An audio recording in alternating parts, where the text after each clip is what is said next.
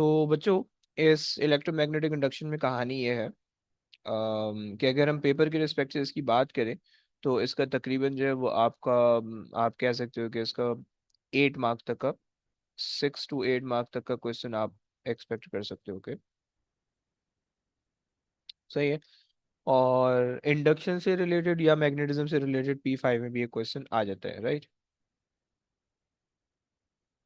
P5 में 1 question, not mandatory, but yes chances होते हैं इसके इसके भी क्वेश्चन बन जाते हैं, सही है। और इंडक्शन का जो चैप्टर है ये बेसिकली मैग्नेटिज्म से या इलेक्ट्रोमैग्नेटिज्म से रिलेट होता है, कैपेसिटेंस से रिलेट होता है, और किससे रिलेट होगा, और इलेक्ट्रिक फील्ड वगैरह से बहुत ज़्यादा नहीं होता। बस ये 2 चैप्टर हैं। ऑल्टरनेटिंग करंट से थोड़ा बहुत हो जाता है, सही। सो एसी से रिलेट होता है, सही है। एसएचएम से रिलेट होता है, सही है। और इलेक्ट्रोमैग्नेटिज्म से रिलेट होता है, इलेक्ट्रोमैग्नेटिज्म, सही। यानी क्वेश्चन जो आपके पास आएंगे वो इन तीनों के साथ रिलेट, ज्यादातर जो है वो इसके इंडिविजुअल क्वेश्चन नहीं आते हैं इलेक्ट्रोमैग्नेटिज्म के, सही है। और इसके जो है ना जो कभी कभार जो है वो इनके साथ रिलेट होके आते हैं, सही है। अगर आप इनकी डिफिकल्टी लेवल की बात करो सो इसके अच्छा इसके अंदर बेसिकली थ्योरी ज्यादा है, कैलकुलेशन कम है, सही है। सो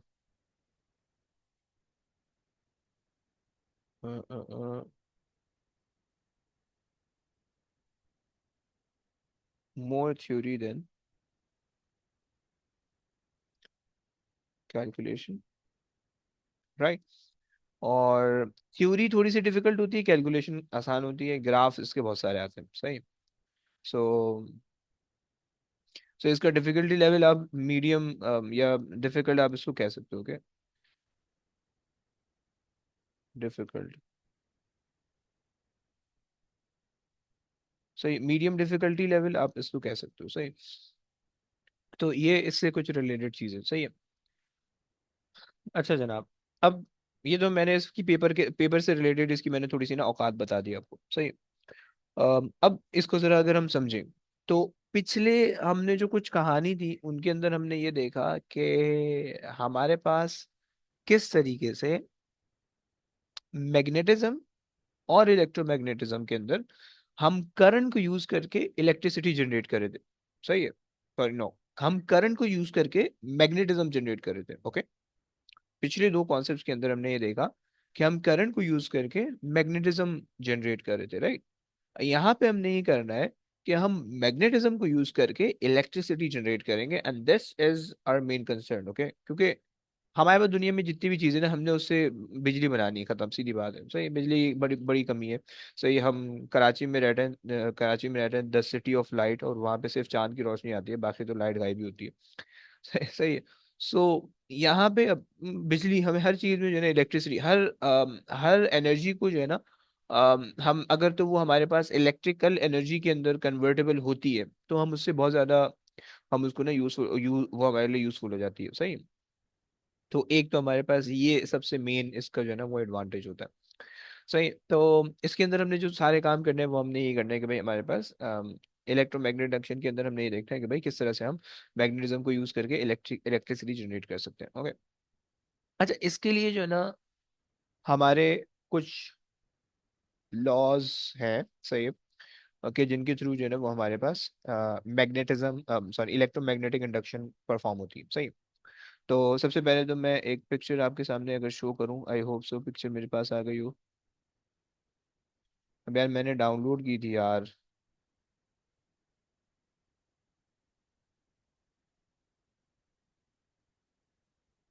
खुल जाएगी। कॉपी, कॉपी एंड पेस्ट,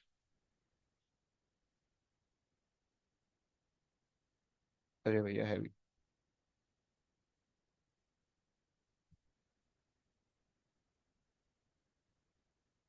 सही हो गया।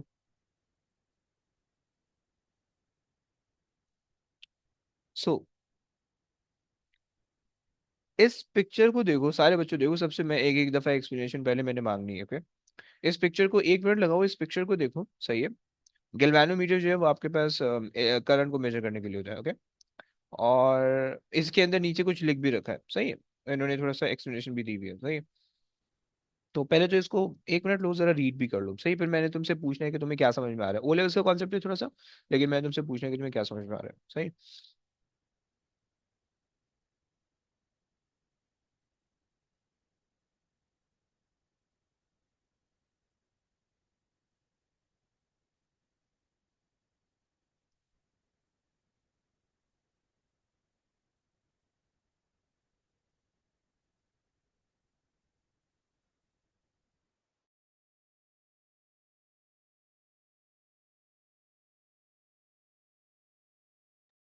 हाँ जी। अच्छा, सबसे पहले ना अब्दुल्ला, आपने बताना है, सही है, कि आपको क्या समझ में आ रहा है इसमें।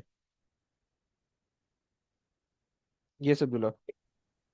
फिर एक बार मैग्नेट कॉइल के अंदर डाला और ईएमएफ प्रोड्यूस हो गया। ओके। और अच्छा, अगर हम मैग्नेट को रखे रहें फिर। फिर इवेंचुअली जो ईएमएफ है वो जीरो हो जाएगा। सही, ओके। और ईएमएफ प्रोड्यूस हो रहा है, ये आपको कैसे पता चल रहा है।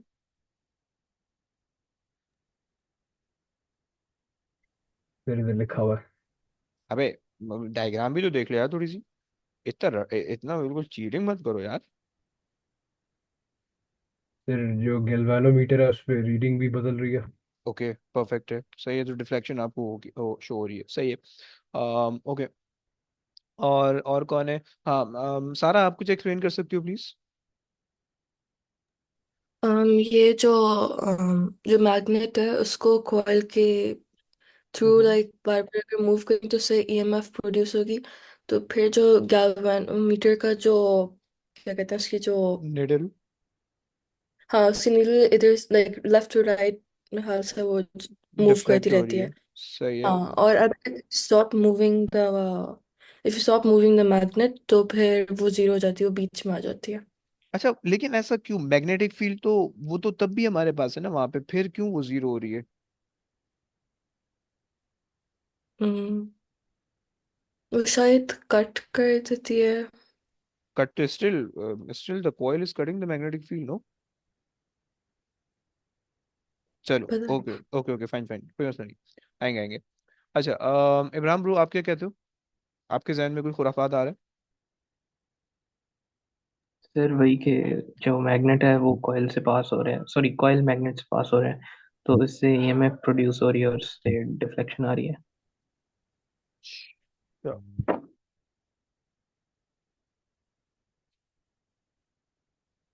चलो, आप ये कह रहे हो कि कॉइल से मैग्नेट पास हो रहा है, सही है। अच्छा, अगर हम अब यहाँ पे हमने ना कॉइल को पकड़ा हुआ है, कॉइल को नहीं मूव करें, मैग्नेट को मूव करें, अगर हम मैग्नेट को मूव नहीं करें, कॉइल को मूव करें, तो क्या होगा? शायद यहाँ पे लिखा हुआ है। Yes. What do you think? आपने अगर हम मैग्नेट को मूव ना करें बल्कि कॉइल को मूव करना शुरू कर दें, सही है, तो आपके ख्याल में क्या होगा? सर कोई भी रिजल्ट नहीं आएगा क्योंकि मैग्नेट का पास करना भी जरूरी है। नहीं, मतलब कॉइल को अगर हम मैग्नेट के थ्रू पास कर, मतलब मैग्नेट को ऐसे ही रखें और कॉइल को ऊपर नीचे मैग्नेट के अंदर बाहर करते हैं, फिर? यस। सेम रिजल्ट होगा। यानी नो करंट और या नो इंडक्शन।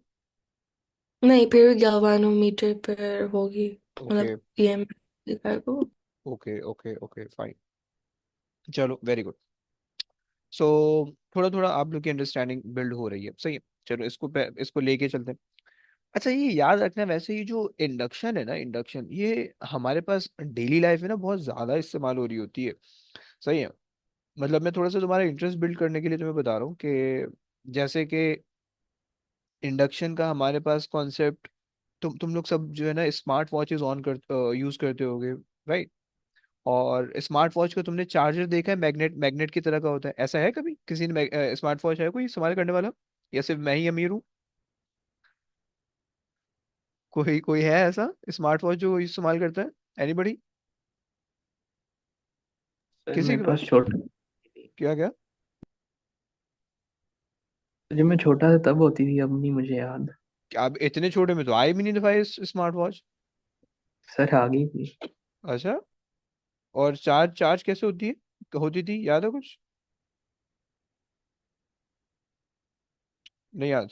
और अब्दुल्ला सारा, तुम लोग के पास नहीं है क्या स्मार्ट वॉच? वो उसकी बेस में मैग्नेट होता था, तो चार्जर में भी मैग्नेट लगा होता था। है ना, और वो और चिपक फिर जाती थी और वो चार्ज। मैग्नेट। फोन भी हाँ तो इसी हाँ। मतलब चार्ज हो जाते हैं वायरलेस चार्जर से। हाँ, वायरलेस चार्जर भी इसी तरह से होता है। सही। चलो, ये एक इंडक्शन की एग्जांपल है, सही है। तुम लोग के पास एटीएम कार्ड, तुम लोग ने देखा होगा, एटीएम कार्ड को इस्तेमाल करते हैं। तो एटीएम कार्ड के अंदर जो है ना वो मैग्नेटिक जो है ना वो कांटेक्ट होता है, और वो उससे जो है ना, यानी स्वाइप जैसे ही आप कार्ड को करते हो तो बेसिकली मैग्नेटिक फील्ड होती है। सही है। एटीएम कार्ड में जो ब्लैक वाला पोर्शन होता है पीछे, अगर तुम वहां पे मैग्नेट को रगड़ दो, मैग्नेट को रब कर दो, तो वो एटीएम कार्ड बेकार हो जाएगा। समझ रहे हो? तो ये जो है ना कुछ बगैरती है। लेकिन खैर करना बता ऐसा, वरना मैग्नेट वो कार्ड खराब हो जाएगा। सही है। सिमिलरली अगर तुम जैसे होटल में जाते हो, जो होटल होते हैं उनके अंदर कार्ड होता है, सही है। मतलब जो की होती है वो कार्ड की फॉर्म में होती है, तो तुम कार्ड को इंसर्ट करते हो, फिर बाहर निकाल दो, तो हैंडल खोलते हो तो वो खुल जाता है। सही है। तो उसका जो कार्ड के अंदर जो ब्लैक वाले, जहाँ पे भी जो भी कार्ड होता है ना, जहाँ पे कार्ड से एंट्री होती है, तो उसके अंदर जो ब्लैक वाला जो पोर्शन होता है वो बेसिकली मैग्नेटिक फील्ड डिटेक्शन से जो है ना काम करता है, राइट। और जैसे वो मैग्नेटिक इंडक्शन, जैसे वो इंडक्शन होती है, तो उससे जो है ना वो आपकी मतलब जो भी एक्शन परफॉर्म होना होता है वो हो जाता है। यहाँ पे पाकिस्तान कराची में कुछ कॉलेजेस हैं जहाँ पे वो कार्ड देते हैं, सही है।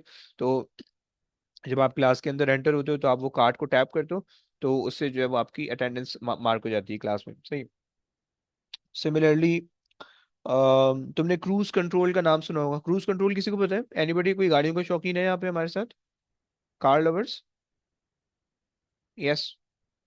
हाईवे पे तुम लोग ने ट्रैवल किया होगा।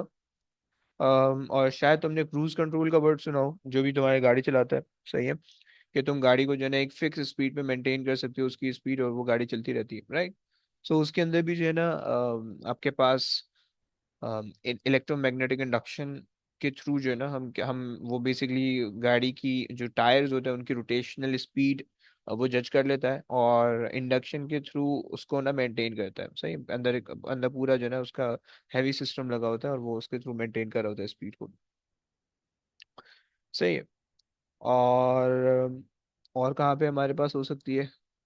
ये कुछ हमारे पास इंडक्शन के कॉन्सेप्ट हो गए, सही है। और इसके अलावा मुझे कोई याद आ रही है? तुम लोगों को याद आ रही है इसकी एग्जाम्पल इंडक्शन की? फिलहाल तो ये कुछ एग्जाम्पल थी कि जिसके अंदर जो है ना वो हम ट्रांसफार्मर्स हमारी एग्जाम्पल हो सकती है, मतलब जो मतलब हमारे घरों में जो इलेक्ट्रिसिटी आती है, सही है। सो जो हमारे पास ट्रांसफार्मर्स लगे हुए होते हैं, they actually uses the principles of electromagnetic induction to transfer और transform electricity, right. Step up step down transformation करते हैं, ओ लेवल्स के अंदर तुमने पढ़ा होगा। यहाँ पे ऑल्दो नहीं है इसकी एक्सप्लेनेशन। तो खैर, सो ये हमारे पास जो है ना कुछ इलेक्ट्रोमैग्नेटिक इंडक्शन की कुछ हमारे पास जो है ना कॉन्सेप्ट्स हैं, और कुछ प्रैक्टिकल एप्लीकेशन है, सही। तो अब सबसे पहला सवाल ये पैदा होता है कि ये काम कैसे करते हैं, इनकी क्या प्रिंसिपल है, ओके। तो उनको समझते हैं। सो सबसे पहले तो जो है, अगर हम पहला एक रूल देखें, सो हमारे पास आता है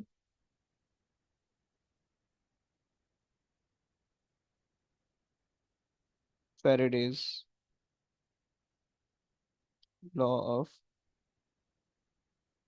इलेक्ट्रोमैग्नेटिक इंडक्शन, ओके। अच्छा, याद रखना, जितने भी मैग्नेटिज्म के क्वेश्चन आने वाले हैं ना, उनके अंदर जो भी स्टार्टिंग जब भी तुम्हारे पास होगी वो इसी लॉ से होगी, राइट। तुमसे बोलेगा कि भाई फैराडे लॉ लिख दो, फैराडे लॉ लिख दो, फैराडे लॉ लिख दो, ओके। सो तुम्हें ये चीज पता होनी चाहिए, सही होगी। सो तुम्हारे पास पहली चीज, अच्छा रट्टा लगाते हैं इसका पहले तो। अबे यार। सो हम ये कहते हैं कि भाई हमारे पास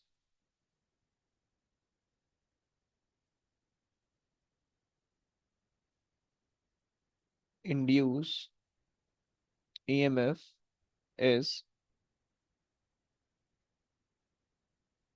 directly proportional to the rate of change of magnetic flux linkage. Okay, ये हमारे पास फैराडे लॉ हो गया, सही है। अच्छा, लगे हाथ तो ना एक और लॉ भी लिख लेते हैं और फिर उसके बाद जो है ना इसको एक्सप्लेन करते रहेंगे, सही है। अच्छा, फैराडे के ना बेसिकली दो लॉज होते हैं। माइकल फैराडे 1831 में जो है ना इन्होंने एक्सपेरिमेंट किया था। तो उसके अंदर जो है ना इनको ये कुछ रिजल्ट मिले थे, फिर उन्होंने जो है उससे उसको जो है ना उसको लॉज की फॉर्म में बनाया, फिर उसको जो है ना उसको हम यूज करते हैं, राइट।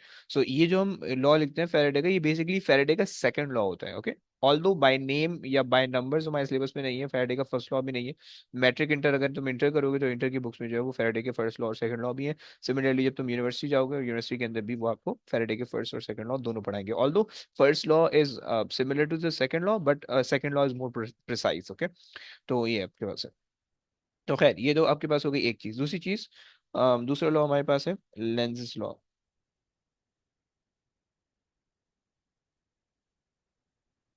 लेंज़ लॉ, सही है। अच्छा जी, लेंज़ लॉ ये कहता है कि आपके पास, थोड़ी सी इसकी अजीब सी अंग्रेजी है, बट इसको भी समझ लेते हैं। The direction of induce EMF, the direction of induce EMF. अच्छा, ये इंड्यूस ईएमएफ क्या करी होगी, ब्रैकेट के अंदर मैं लिख रहा हूँ, that drive, sorry, that drive the current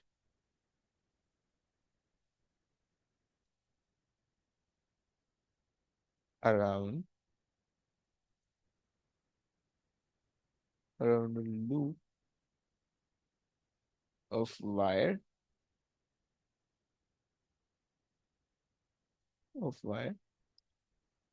will always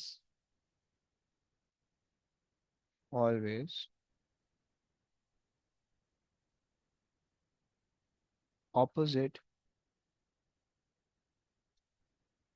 सही है, the change in magnetic field, sorry, magnetic flux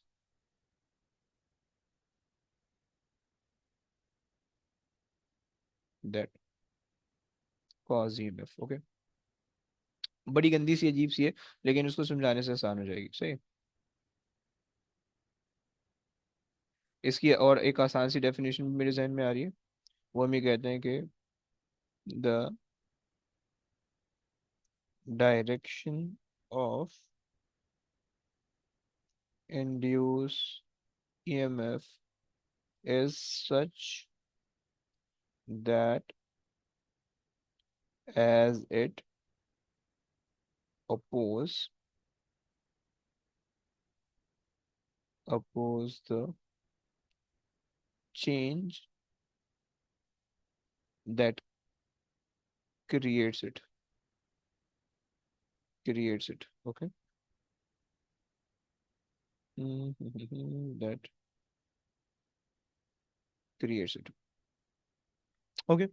ये हमारे पास हो गई दो चीजें। तो हमने दो लॉज देखे, सही है। अभी इन लॉ को, इन इनके जो लॉज हैं इनके अंदर कुछ हमने गंदी गंदी बातें की हैं, पहले उनको समझते हैं, सही है।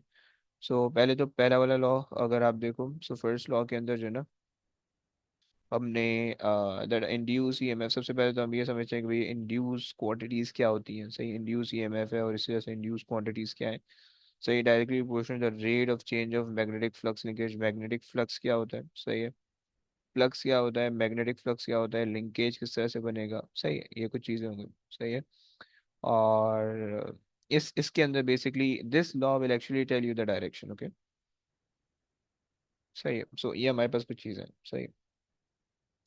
तो इस चैप्टर के अंदर जो हमारे पास जब क्वांटिटीज की जो हम बात कर रहे होंगे ना, इस चैप्टर में, इस चैप्टर से रिलेटेड जितनी भी क्वांटिटीज हमारे पास आएंगी, सही है, वो क्वांटिटीज ना यूजुअली दो टाइप की होंगी। ये तो वो क्वांटिटीज अप्लाइड होंगी जो कि हमने अप्लाई की भी होंगी।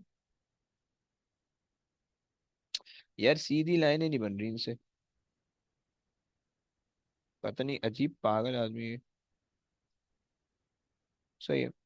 ये तो वो अप्लाइड क्वांटिटी हो गई, अप्लाइड।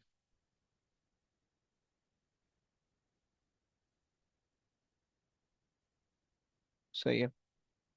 और अच्छा, अप्लाइड क्वांटिटी के अंदर क्या मतलब, अप्लाइड क्वांटिटी के अंदर तीन चीजें होंगी। सही है। ये तो आपने जो है, ये तो आपने जो है वो करंट, करंट को अप्लाई किया हुआ होगा। सही है। हम बेसिकली तीनों को एट अ टाइम सेम, एक ही साथ जो है ना वो कर रहे होते हैं। सही है। यानी करंट आपने अप्लाई किया हुआ होगा, या वोल्टेज या ईएमएफ आपने अप्लाई की भी होगी। सही है। या आपने मैग्नेटिक फील्ड अप्लाई की भी होगी। सही है।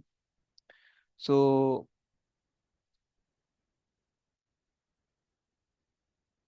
मैग्नेटिक फील्ड, सही है, ये तीन चीजें आपने अप्लाई की भी होगी। सही। और इन तीन चीजों की वजह से आपके पास क्या हो रहा होगा, आपके पास जो है तीन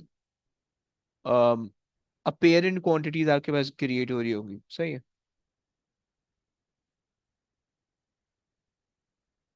सही है। तो यहाँ पे हमारे पास होंगी अपेरेंट क्वांटिटीज। सही है। अच्छा, apparent quantity basically induce quantity को मैं कह रहा हूँ। सही है। The word induce actually shows कि आपके पास पहले, आपके पास एक्चुअली में नहीं था। सही, मतलब आपका आप इससे से इसको सोचो कि एक बंदा मस्त सो रहा है। सही है। आपने उसको बोला भाई उठ उठ उठ, जल्दी उठ जल्दी उठ जल्दी उठ, और वो जो है ना हड़बड़ा के उठ गया। सही है। और आपने बिल्कुल जो है ना दुनिया का सबसे घटिया सवाल उससे कर दिया कि भाई तू तू तू सो रहा था क्या। तो अब उसको गुस्सा नहीं आ रहा, वो चिल था, सो रहा था, लेकिन अब उसकी सड़ जाएगी। सही है। कि आपने उसको बढ़िया नींद से जगाया और आपने उससे बिल्कुल घटिया सवाल कर दिया। सही है। तो प्रॉबेबली वो आपको कूट भी देगा। सही है। तो तो ये बेसिकली क्या था, ये आपने उसके अंदर ना गुस्सा इंड्यूस कर दिया। सही है। तो हमारे जो इमोशंस होते हैं, हमारी जो फीलिंग्स होती हैं, वो यूजुअली एक्सटर्नल वर्ल्ड से जो है ना हम इंड्यूस होके वो फीलिंग हमारी आती है, राइट। अगर अगर हमें किसी ने बुरा कह दिया, कुछ किसी ने डांट दिया, मार दिया, तो हमारे अंदर गुस्सा आ जाएगा या हमारे अंदर जो है वो गम आ जाएगा। सही। सो बाहर वाली चीज हमें इंड्यूस कर रही होती है, अफेक्ट कर रही होती है। तो इमोशंस जो है ये अपेरेंट होते हैं। Okay, they are actually induced, अगर फिजिक्स की टर्म में कहें, राइट। आज है कल खत्म हो जाएंगे, राइट। जब वो चीज खत्म हो जाएगी जिसने आपको हर्ट किया है, तो आपका वो इमोशन भी खत्म हो जाएगा। ओके। सो सिमिलरली यहाँ पे यही कॉन्सेप्ट है। ओके। कि वो चीज कि जो अप्लाइड है, यानी जो अप्लाइड क्वांटिटी है, इन योर केस जो एक्सटर्नल जो भी आपके ऊपर मुश्किलात हैं, जब वो अप्लाइड क्वांटिटीज खत्म हो जाएंगी, then apparent quantity will also disappear. Okay. और यहाँ पे हमारे पास तीन अपेरेंट क्वांटिटी होंगी। सही है। और वो तीन होंगी, एक तो हमारे पास करंट, जिसको हम कहेंगे इंड्यूस करंट। सही है। और हमारे पास जो है वो इंड्यूस ईएमएफ। सही, इंड्यूस ईएमएफ। और हमारे पास induce magnetic field. Okay. Induce magnetic field.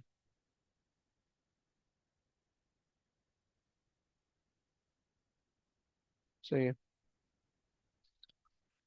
तो ये आपको मैंने पहले तो क्वांटिटीज बता दी होगी, तो हम इन तीन क्वांटिटीज के बारे में बात करें। अच्छा, कभी कभार जो है ना इंड्यूस, कभी कभार मतलब आपको जो है ना सम टाइम ऐसा होता है कि अगर आप अप्लाइड क्वांटिटीज की बात करो, तो सम टाइम आपके पास करंट और मैग्नेटिक फील्ड, करंट और ईएमएफ के बजाय, यानी आप जो है ना परमानेंट मैग्नेट इस्तेमाल करके मैग्नेटिक फील्ड ले आते हो, राइट। तो उसके लिए जो है ना आपको इन दो चीज़ों की जरूरत नहीं पड़ती, right. But if you are using the electromagnet, then you required a current to flow through a wire, you required a EMF, right, that causes the current to flow in the wire. And जब वो current और वो सब चीजें flow होंगी तो उसकी वजह से आपके पास क्या होगा, फिर आपके पास मैग्नेटिक फील्ड जनरेट हो जाएगी, राइट। सो अगर तो आपके पास इलेक्ट्रोमैग्नेट है तो ये तीनों क्वांटिटीज एक साथ एग्जिस्ट करेंगी, and if you have a permanent magnet so सिर्फ ये वाली क्वांटिटी एग्जिस्ट करेगी, ओके। बट आप आपके पास कोई भी केस है, यानी आपके पास इलेक्ट्रोमैग्नेट का केस है या आपके पास जो है वो परमानेंट मैग्नेट का केस है, उन दोनों के अंदर जो आपके पास एक्चुअल मैग्नेटिक फील्ड है, जब उस मैग्नेटिक फील्ड के चेंज करने की वजह से या उस मैग्नेटिक फील्ड पे आप एक सर्टेन टाइप का प्रोसेस परफॉर्म करोगे तो उसकी वजह से क्या होगा, अपेरेंट क्वांटिटी जनरेट हो जाएगी। लेकिन वो अपेरेंट क्वांटिटी जो है उसके अंदर ये तीनों चीजें एक साथ होंगी, ओके। उसकी मैग्नेटिक फील्ड भी होगी, उसका करंट भी होगा और उसका ईएमएफ भी होगा, okay.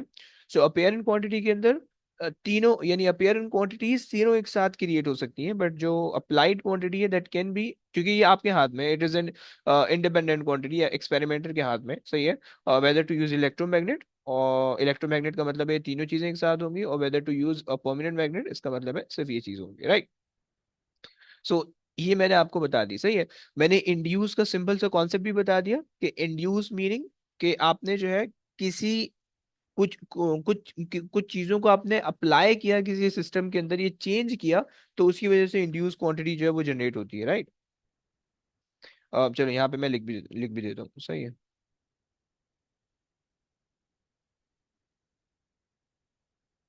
Induce is actually due, uh,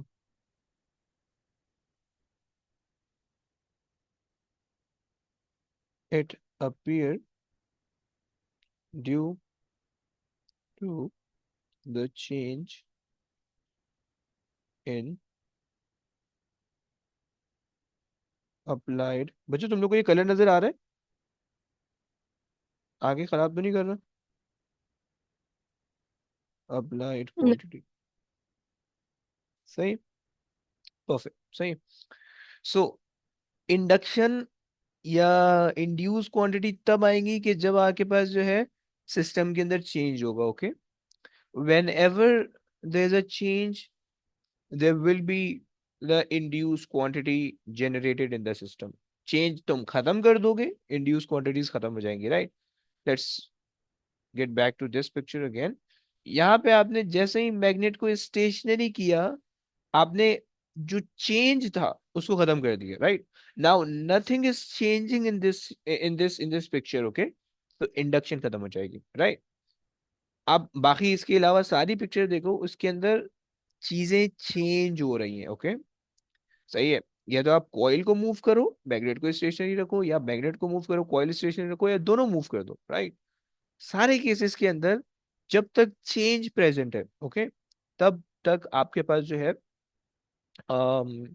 यानी आपके पास जो है वो इंडक्शन होती रहेगी, ओके। सही है बच्चों, ये बात समझ में आती है तुम लोग को? चेंज का कॉन्सेप्ट समझ में आता है? अच्छा जी। अब यहाँ पे जो चेंज है ना, वो चेंज हमारे पास दो तरीके से हम जनरेट कर सकते हैं, सही है। चेंज जो हो सकता है वो हमारे पास दो तरीके से जनरेट हो सकता है, सही है। Change can be generated electrically या मैकेनिकली, मैकेनिकली, राइट। और change can be generated electrically, सही हो गया। अच्छा जनाब, मैकेनिकली और इलेक्ट्रिकली का क्या मतलब है? सही है। अम्म, थोड़ा सा अजीब सा लग रहा है। सो मैकेनिकली का मतलब ये है कि आप जो है ना उसको मूव कर रहे हो, ओके।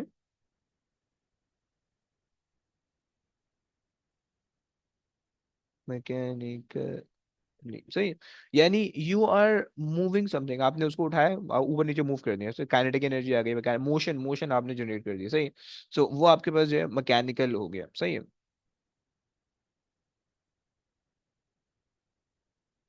यहाँ पे हम लिख लेते हैं, सही है।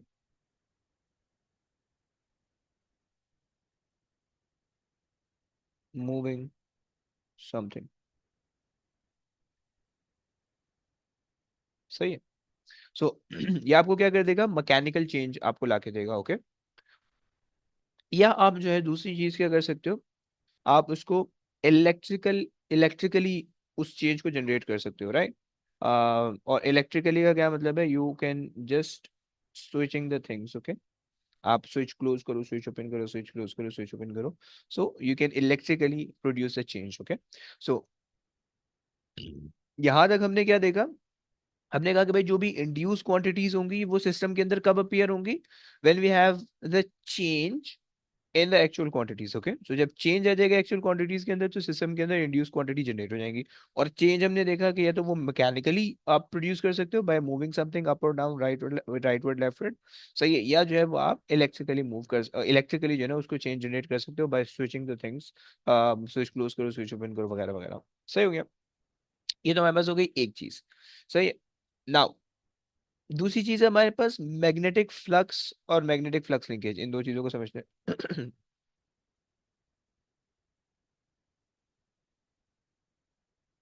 सो मैग्नेटिक फ्लक्स, सही। अच्छा, प्लीज कीप इन माइंड, सबसे पहले ना फ्लक्स को समझो, फ्लक्स को समझो। Flux is a common word, okay. Physics के टर्म में ये फ्लक्स बहुत बहुत दफा इस्तेमाल होगा, सही है। अभी तो तुम लोग ने फिजिक्स के अंदर, जब तुम लोग यूनिवर्सिटी में जाओगे ना, फिजिक्स का अगर तुम्हारे पास गलती से कोई कोर्स आ जाएगा, यानी अगर तुम्हारा फिजिक्स मेंस में तुमने उठाया हुआ है, सही है, तो उसमें फिर ये होता है कि तुम्हारे पास जो है ना, तुम्हें फिजिक्स बहुत ज्यादा डिटेल में पढ़ाते हैं। तो फ्लक्स जो होता है ना, वो आपको बताता है कि फील्ड लाइंस, या इसको इस तरह से लिखो, number of field lines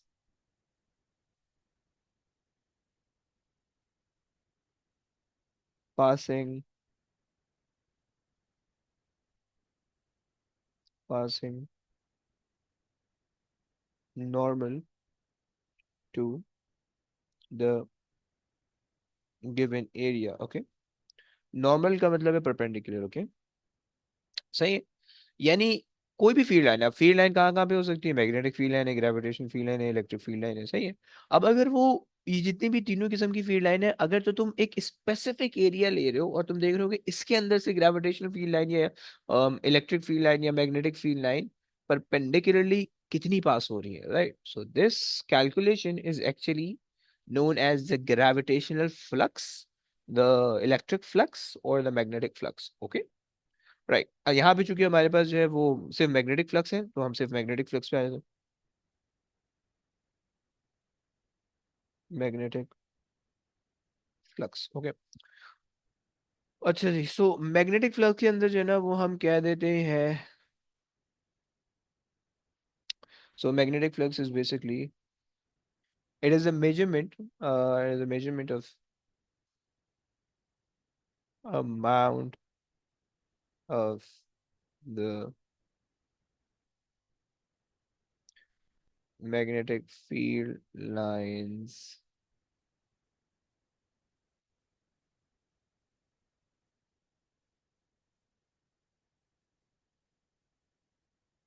passing normal through the given area, सही है। ये आपके पास हो गई मैग्नेटिक फ्लक्स, सही है। और अगर तुम जो है ना इसको, अगर मैं तुमको इसको एक किसी डायग्राम की इलस्ट्रेशन से मैं तुमको समझा सकूं, सो वो आई होप सो कि मेरे पास, अरे आ गया, you can look at this picture, सही है। सो अब यहाँ पे तुम्हारे पास ये इसने मैग्नेट रखा हुआ है, राइट, और उन्होंने जो है ना एक कॉइल ऑफ वायर तुम्हें लिया हुआ है, ओके। तुमने ब्लैक कलर का जो है ना तुम्हें कॉइल दिख रहा होगा, सही है। अब ये इन्होंने जो है ना एक गोल सा इन्होंने ये बना दिया, सही है। अब इसके अंदर से जितनी मैग्नेटिक फील्ड लाइंस पास हो रही है ना, इस इस चीज को जो है ना मैग्नेटिक फ्लक्स कहते हैं, इस चीज को, ओके। तो ये बात हो गई। अच्छा जी, अब मैग्नेटिक फ्लक्स का अगर हमारे पास फॉर्मूला लिखें, सो मैग्नेटिक फ्लक्स हमारे पास होता है बी, नहीं, फाइ फाइ से फिर होता है, सही है। फाइ फाइ जो है दो तीन वर्ड के लिए, दो तीन क्वांटिटी के लिए इस्तेमाल होता है। इससे पहले हमने ग्रेविटेशनल पोटेंशियल के लिए भी हमने वर्ड फाइ इस्तेमाल किया था। मैग्नेटिक फील्ड, मैग्नेटिक फ्लक्स के लिए भी हम फाइ इस्तेमाल करेंगे। एंड जो हमारे पास जो है रेडियो एक्टिविटी होगा उसके अंदर भी जो है हम वर्क फंक्शन के अंदर फाइ इस्तेमाल करेंगे, राइट। तो ये तीन किस्म के फाइ हैं, अलग अलग हैं, ओके। सो इसका फॉर्मूला हमारे पास होता है B A sine theta, okay. So magnetic field, अच्छा, और ये क्रॉस प्रोडक्ट होता है, okay, please keep in mind, यहाँ पे डॉट प्रोडक्ट नहीं है। तो हमारे पास जिनके पास मैथ्स है, वेक्टर पढ़ा है जिन्होंने, सो उन्हें पता होगा कि क्रॉस प्रोडक्ट और डॉट प्रोडक्ट क्या होता है। इब्राहिम बता सकते हो क्या होता है क्रॉस प्रोडक्ट और डॉट प्रोडक्ट? थोड़ा सा एक्सप्लेन करोगे, मेरे भी इल्म में इजाफा हो। प्रोडक्ट जो है वो वेक्टर्स के लिए होता है, और जो स्केलर के लिए होता है उसके लिए डॉट प्रोडक्ट होता है। अबे होता क्या है, ये तो मेरे को भी पता है। लाइक अगर अगर मेरे पास दो वेक्टर्स दिए हुए, लेट से एक वेक्टर ये, सही है, और एक वेक्टर ये, सही है, और मैं अगर आपसे बोलूं कि इनके जो है ना मैंने डॉट प्रोडक्ट भी निकालना है और इनके क्रॉस प्रोडक्ट भी निकालने हैं, तो मतलब आपके जहन में ये वेक्टर के जब आप डॉट प्रोडक्ट निकाल लोगे तो इनकी डायरेक्शन किस तरह से आप मान के चलोगे? बेसिकली वो वेक्टर्स इंटरसेक्ट कर रहे होंगे ना, तो जो बीच में उनके एंगल होएगा वो थीटा होएगा। ओके। तो मॉड ए मॉड बी, मतलब कि जो मैग्नीट्यूड है वेक्टर ए का और मैग्नीट्यूड है वेक्टर बी का, वो हम्म। Multiply fine. और cos थीटा से मल्टीप्लाई होंगे फिर। अच्छा, ऐसा करोगे, चलो। तो लेकिन उससे तो हमारे पास एंगल आ जाएगा, नहीं? जी आ जाएगा। आ जाएगा, अच्छा। और अच्छा जी, चलो, ऐसा कॉन्सेप्ट है। सो बेसिकली जो डॉट प्रोडक्ट हमारे पास होता है वो हमारे पास हम तब वैसे इस्तेमाल करते हैं कि जब हमारे पास दो वेक्टर्स को हम जो है ना यानी अगर हम उन दो वेक्टर को पैरेलल या एंटी पैरेलल मान के बात करें, सही है, एक ही डायरेक्शन में, और अगर दो वेक्टर परपेंडिकुलर है तो हम उसके लिए क्रॉस प्रोडक्ट इस्तेमाल करते हैं, राइट, रिमेंबर। और फिर क्रॉस प्रोडक्ट के अंदर जो है परपेंडिकुलर के बाद जो है वो हम कॉस 90 करते हैं, तो फिर वो वन हो जाता, जीरो नहीं, क्या करते हैं, कॉस 90 करते हैं ना।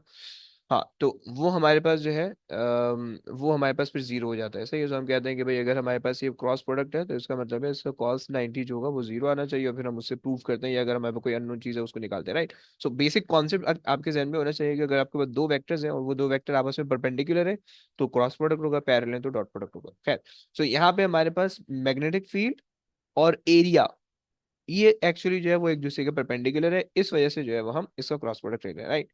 अच्छा जी, यूनिट की अगर हम बात करें, सो इसका यूनिट होता है वेबर्स, ओके, और इसको हम लिखते हैं वीबी, सही है। और ये हमारे पास स्केलर क्वांटिटी है, स्केलर क्वांटिटी। अच्छा, टेस्ला जो हमने पढ़ा था, तो आप टेस्ला को जो है ना वेबर्स पर मीटर स्क्वायर के अंदर भी लिख सकते हो, क्या, पर मीटर स्क्वायर, क्योंकि आपके पास जो है एरिया है नीचे, वहां पे डिवाइड करा दो तो वो पर मीटर स्क्वायर बन जाएगा। सही है, ये तो हमारे पास हो जाएगा वेबर्स, सही है। और टेस्ला की टर्म में, बट अभी हमें फिलहाल इसकी जरूरत नहीं है, हम सिर्फ यहाँ पे इसका वो देख रहे थे, सही है, इसकी हमने थोड़ी सी बेसिक्स देख ली, सही है। सो हमने यहाँ पे मैग्नेटिक फ्लक्स देख लिया। अब अगर हमने मैग्नेटिक फ्लक्स के बाद फ्लक्स लिंकेज देखना है, सही है। सो मैग्नेटिक फ्लक्स लिंकेज का कॉन्सेप्ट ये है कि, क्या वो बोल रही हो कुछ? मेरी दूसरी क्लास शुरू हो गई है, यार वो मुझे टीचर कह बस रही थी ज्वाइन। 2 मिनट दे दो, 2 मिनट, मैग्नेटिक फ्लक्स लिंकेज मुझे बताने दो, उसके बाद एंड करने लगा, टीचर से रिक्वेस्ट कर दो, 2 मिनट दे दे बस। चल सर। Thank you. अच्छा जी, so magnetic flux linkage, okay. So magnetic flux linkage में बेसिकली हमारे पास जो है ना फॉर्मूला बिल्कुल कॉन्सेप्ट हमारे पास बिल्कुल सेम है, सही है। लेकिन फ्लक्स हमारे पास जो है ना, अब ये हमारे पास जो एक ब्लैक वाला वायर है ये आपको फ्लक्स कैलकुलेट करके दे रहा है।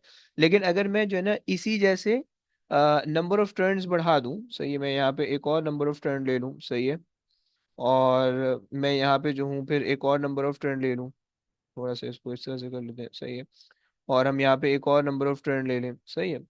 अब ये लेट से मेरे पास ये तीन नंबर ऑफ टर्न्स हैं और ये सारे जो है ना वो इससे कनेक्टेड है, सही है। सो अब इनके थ्रू जो मैग्नेटिक फील्ड लाइन पास होंगी, इन तीनों एरिया के थ्रू, ये मेरे पास जो होंगे मैग्नेटिक फ्लक्स लिंकेज होगा। ओके, क्या ये बात समझ में आती है? सो आपने कहा कि भाई field lines passing normal to n number of loops. सही हो गया। अच्छा, प्लीज कीप इन माइंड, ये जितने भी सारे काम हम कर रहे हैं ना, ये सारे के सारे काम क्लोज सर्किट के अंदर होंगे। अगर तुम्हारा सर्किट ओपन होगा तो ये कुछ भी काम परफॉर्म नहीं होगा। ओके, सो ये जितने भी काम हमने किए हैं, ये जो हमने परफॉर्म किए, ये सारे के सारे इसके लिए जो है ना, तुम्हें क्लोज सर्किट चाहिए, तुम्हारे पास सर्किट बंद होना चाहिए। सही है। और इसका जो फॉर्मूला हमारे पास बन जाएगा मैग्नेटिक फ्लक्स लिंकेज का, वो हमारे पास BA N और साइन थीटा, राइट। और यहाँ पे n जो होगा वो नंबर ऑफ टर्न आपको बताएगा, right, number of turns, right. यानी कितनी नंबर ऑफ टर्न्स, कितने नंबर ऑफ कॉइल्स आपके पास आ रहे हैं, तो वो आपको ये बता देगा। और फिर बस ये चीज आपको अपने जहन में रखनी है। सही हो गया। सो यहाँ तक बच्चों समझ में आती है तुम लोगों को कहानी? Any problem? ये नहीं। हमारे पास जो है ना कुछ बेसिक्स थी। सही है। अभी अगली क्लास में भी हमने जो है ना ऐसे कुछ एक्सपेरिमेंट वगैरह परफॉर्म करने, और फिर इंशाल्लाह इसको आगे लेके फिर अगली क्लास में कंटिन्यू करेंगे। सही है। सो बस अब आज की कहानी से रखते हैं। अब इंशाल्लाह नेक्स्ट क्लास में तुम लोग से मुलाकात होती है। सही। चलें जनाब। Okay guys, take care. अल्लाह हाफिज। हाफिज अल्लाह सर। अल्लाह हाफिज।